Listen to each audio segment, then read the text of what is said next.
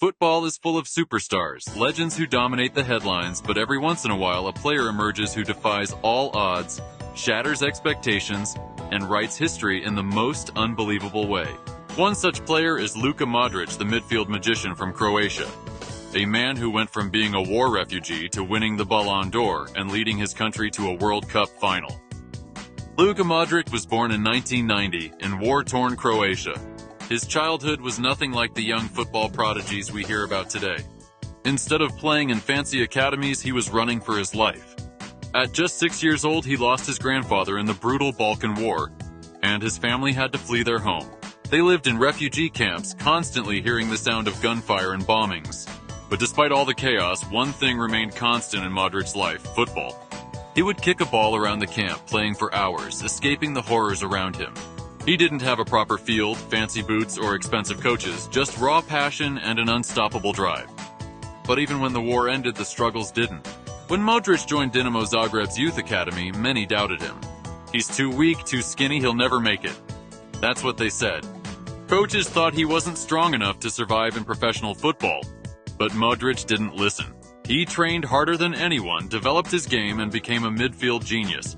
And soon the world would know his name. Fast forward to 2018, and Luka Modric had already established himself as one of the best midfielders in the world. He had won multiple Champions League titles with Real Madrid. But what happened in that year's World Cup was something out of a fairy tale. Before the tournament, all the talk was about Messi, Ronaldo, and Neymar. No one gave Croatia a chance, but Modric had other plans. Game after game, he led his team like a true warrior. Croatia topped their group with 3 wins, including a 3-0 demolition of Argentina, where Modric scored a stunning goal. But the real test came in the knockout rounds. Against Denmark, Croatia went to penalties. Modric missed a crucial spot kick in extra time, but stepped up again in the shootout, and buried his penalty under immense pressure. Against Russia, another penalty shootout, another victory. Against England, the semi-final, everyone thought Croatia would lose.